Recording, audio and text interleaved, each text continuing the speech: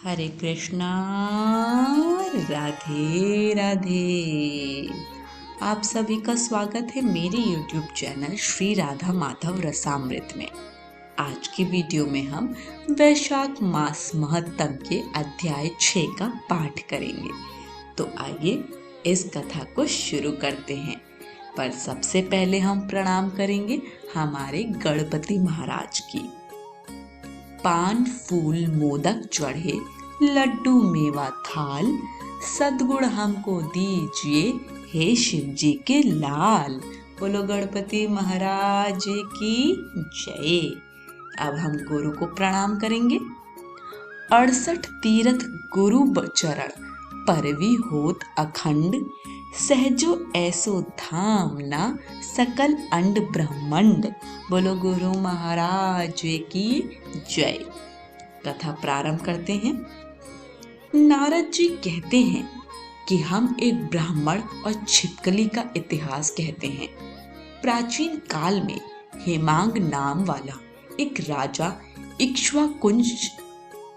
इक्ष्वाकु वंश में हुआ है। वह ब्राह्मणों का बड़ा भक्त, किसी की निंदा न करने वाला, शत्रुओं पर विजय पाने वाला तथा जितेंद्रिय था। उसने इतने यज्ञ किए कि कुशाओं से पृथ्वी पर कुशा ही कुशा दिखाई देने लगी। उसने गौभूमि तथा सुवर्ण का दान देकर अनेक ब्राह्मणों को प्रसन्न किया। कोई ऐसा दान नहीं जो उसने ना किया हो, परंतु उसने कभी वैशाख मास में जल दान नहीं किया। वह कहता था कि अलभ्य वस्तु दान करने का फल है, जल तो सहज में ही लभ्य है। अतः वह राजा लूले, लंगड़े, अंधे और जीविकाहीन ब्राह्मणों की सेवा किया करता था, किंतु वेद पाठी, तत्वज्ञानी और ब्रह्मवादियों की पूजा नहीं किया करता था। वह कहता था कि विख्यात ब्राह्मणों की सेवा तो सब करते हैं, अनाथ, अनपढ़, लूले, लंगड़े और दरिद्रियों की दुर्गति है और यही दया के पात्र हैं। इस दोष के कारण 3 जन्म तक उसको चातक की योनि मिली, फिर एक जन्म में गिद्ध बना, फिर 7 जन्म तक कुत्ते की योनि मिली, फिर एक राजा के महल में छिपकली की योनि में उत्पन्न हुआ। इस प्रकार उस राजा को मिथिलापुरी के राजा श्रुति कीर्ति के घर में छिपकली बनकर द्वार की चौखट पर कीड़ों को भक्षण करते हुए 87 वर्ष बीत गए।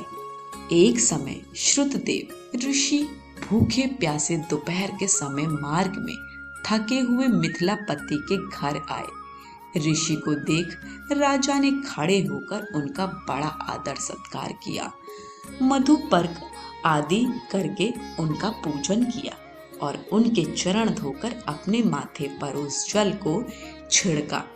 दैवयोग से उस जल की एक बूंद पड़ते ही उसको अनेक योनियों के जन्म का ज्ञान हो गया और हाय हाय कर कहने लगा कि हे ब्राह्मण देवता, मेरी रक्षा करो, मेरी रक्षा करो। छिपकली के ऐसे वचन सुनकर ब्राह्मण को बड़ा आश्चर्य हुआ और कहने लगे कि तू कौन है और क्यों इतना विलाप करता है? तू अपना सब वृत्तांत कह, मैं अभी तेरा उद्धार करूंगा।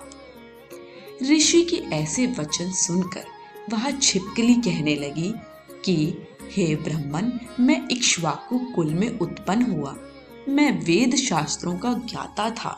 मैंने अनेकों गौदान और यज्ञ किए तथा बहुत से कुएं, तालाब और बावड़ी बनवाई। अनेकों दान दिए और धर्म पूर्वक राज्य भी किया, तो भी मुझे स्वर्ग न मिला। 3 जन्म तक चातक और 1 जन्म में गिद्ध हुआ था। 7 जन्म तक कुत्ते की योनि में रहा। अब इस छिपकली योनि में हूँ। यह राजा आपका चरणोदक छिड़क रहा था तो उसकी एक बूंद मुझ पर गिर गई, जिससे मुझे पूर्व जन्मों का वृत्तांत स्मरण हो आया है और मेरे अनेकों पाप नाश हो गए।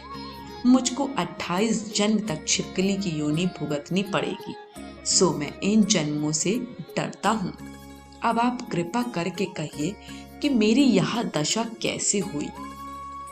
तब ऋषि ने अपने ज्ञान चक्षु द्वारा सब कुछ जान लिया और कहने लगे कि मैं तुम्हारी बुरी योनि का कारण जानता हूँ। तुम ध्यान देकर सुनो।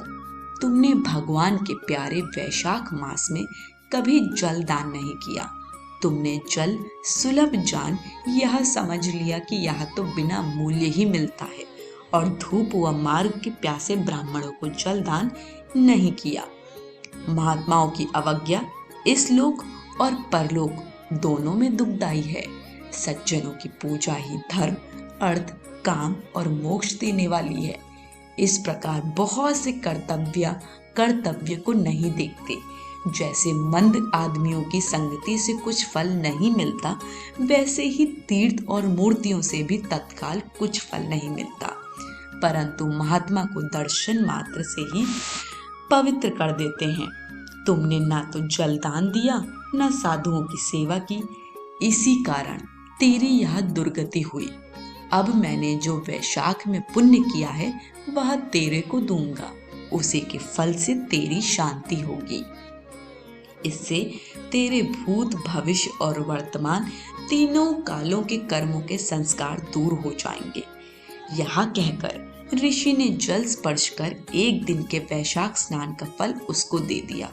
जल के छींटे लगते ही सब पापों से मुक्त होकर दिव्य रूप को छिपकली का रूप त्याग कर ऋषि के आगे हाथ जोड़ परिक्रमा करके नमस्कार कर आज्ञा लेकर स्वर्ग को चला गया और 10,000 वर्षों तक सुंदर भोगों को भोगकर इक्ष्वाकु वंश में ही महाप्रभावशाली काकुत्स्थ्य नाम से उत्पन्न हुआ और 7 द्वीप पृथ्वी का राज्य करने लगा। आज की कथा यहीं समाप्त होती है।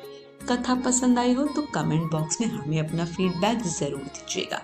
वीडियो को लाइक शेयर करें और चैनल को सब्सक्राइब करें। सभी को हरे कृष्ण, राधे राधे।